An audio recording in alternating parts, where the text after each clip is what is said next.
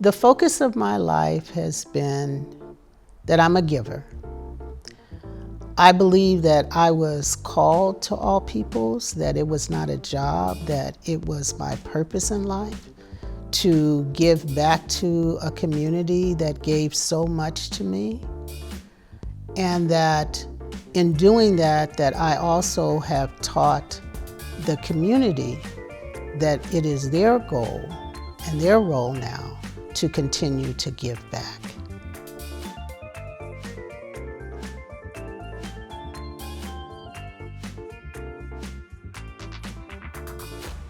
My name is Sandra Bryant. I am 67 years old. I was born in Los Angeles in General Hospital. Grew up on the east side of South Central LA. I was the third, the baby of the family. I have two older brothers, and my father had a daughter when he and my mom were married, so there are four of us, and my mother and father. And our house was the house that everyone would come to. We lived next door to my grandparents, my father's parents. So we had family around all the time. I had uncles and my older sister and her children. They lived 2 blocks away from us. So we were in a neighborhood where there were a lot of family in addition to our friends. I grew up on 22nd Street between San Pedro and Central Avenue. Second Baptist Church was on 24th Street. So that was famous in our neighborhood. But we went to All People's Christian Church, which was only 2 blocks away from our neighbor. My mother grew up CME. My dad grew up Baptist. My mother's uncle, Bishop Norris S. Curry, was the 4th bishop in the Episcopal Church. And so for that reason, he christened all the children that were born, regardless of whether they were Baptist. He was just the christening person. So we were christened in the CME church. And then we started going to the Baptist church where my father was a member. And then one day my brother decided that he didn't really like going to the Baptist church anymore because he didn't like Sunday school because everyone was in Sunday school together. And he found his way over to All People's, and they had Sunday school and they had cookies and all of that. And so he started going over there to Sunday school, and the church the Baptist church called my mom and said, "We haven't seen your children."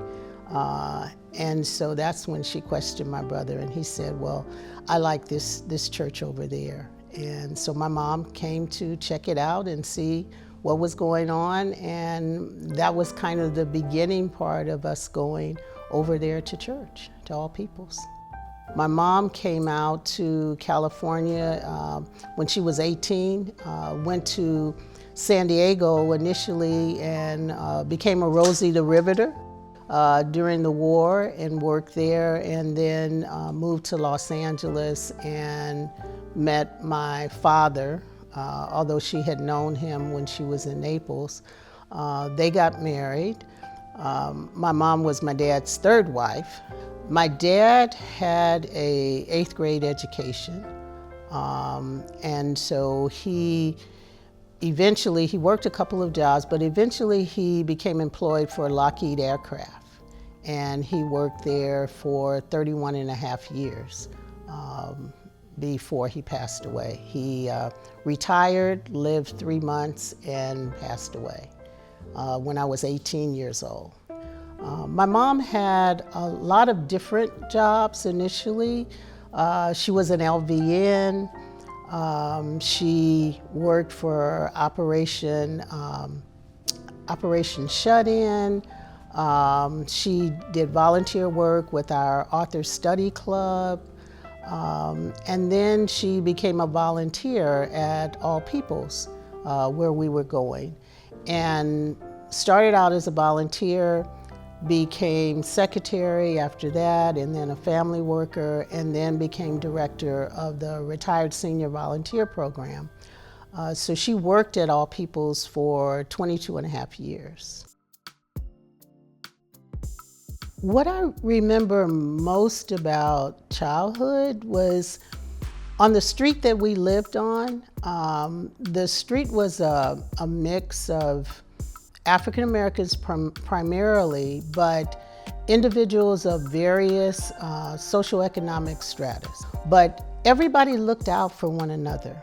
That was what I remember a lot about being on that particular block, is that sense of community. I went to All Peoples to their child care program when I was 2 years old because my parents were working and they needed child care. My brothers came to the after-school program. So that became our second home for everyone in the neighborhood because of the services that they offered. They believed in us and supported us and chastised us and did all the things that you would want someone to do in support of your children, particularly for parents who were working. The person who's had the most impact on my life is my mom. She was a force to be reckoned with.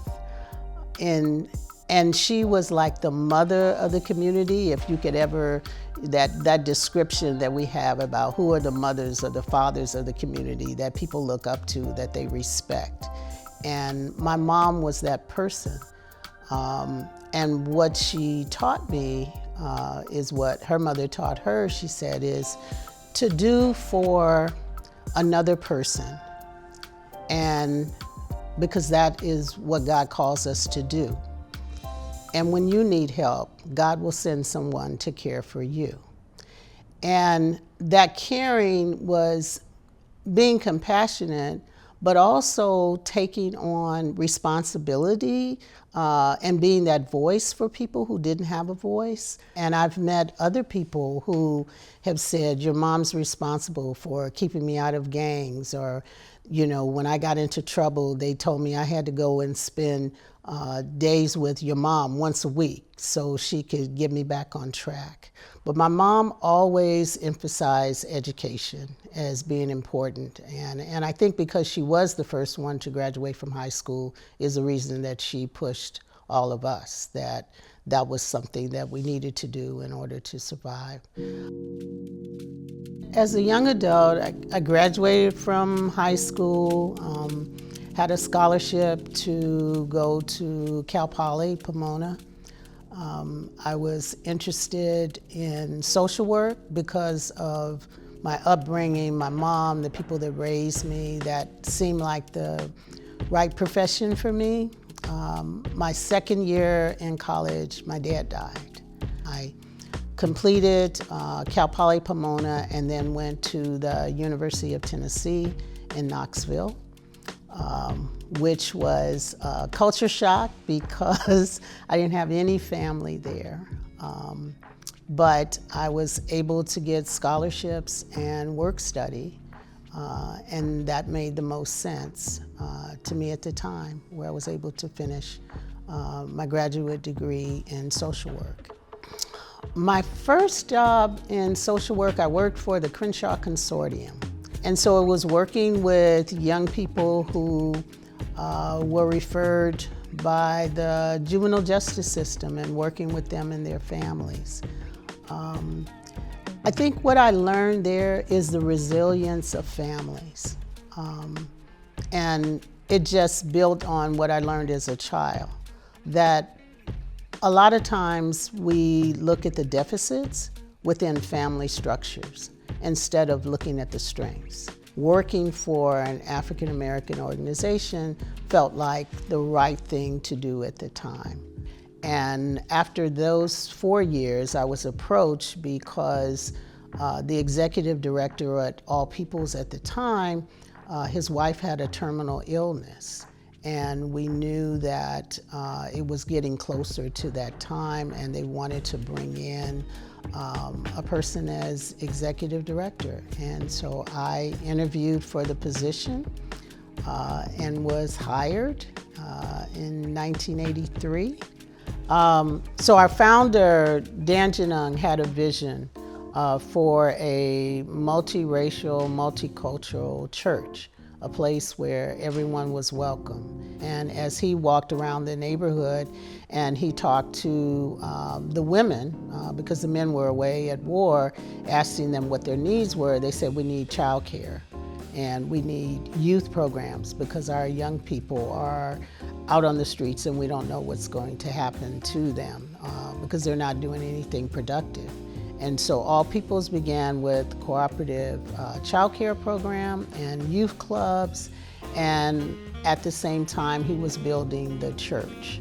81 years later, we have our youth and family programs where we provide case management, we provide financial literacy, education and coaching. We have our food distribution program. We have a community farm. We also have the Retired Senior and Volunteer Program, which recruits individuals 55 years and older to work in nonprofit organizations. We have child care still. We have a College Corner where we're supporting young people in getting into college and doing college tours. Not only for the youth, but for their parents, because many of the young people are first generation college students, the same as I was. We are taking the strengths of individuals and we're just helping them to realize that. I needed to pay forward what was given to me as a child, what was given to me as a young adult. And being at All Peoples allowed me to pay it forward. I think that for community centers to continue to flourish, there has to be an investment. I think it takes the investment. I think the city of Los Angeles is investing through the family source centers. I think they understand that. But I also think that it's important for philanthropy to understand the impact of community centers in neighborhoods and their importance, and that they also need to make investments in those community centers. Because that's where leadership is formed. Our future leaders come out of neighborhood community centers. My husband and I have been married for 38 years, coming November. We have one son. This was my husband's son prior to our marriage. But I have been that mother, that stepmother for him throughout his life. He was 12, I think, when his dad and I started dating. He has a family. He has 3 children. I have a great grandson who is 2 years old. That really excited about that.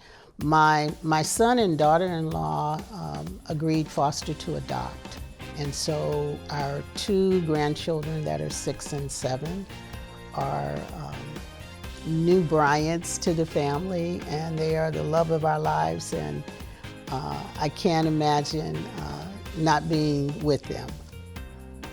My husband is a blessing to me. He has supported me for 40 years to be away from him and involved with All Peoples. And that's been a sacrifice because of the number of hours and the commitment that I've made in being executive director.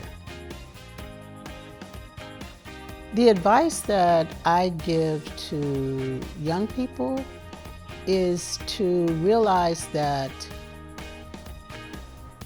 we're all on this journey, and that sometimes we're going to fall down, and sometimes we're going to make mistakes, and sometimes we're going to wander off that path. But to never give up, to realize that they can always have the ability to make a change for the positive, and that they have to continue on that journey and never give up on their dream.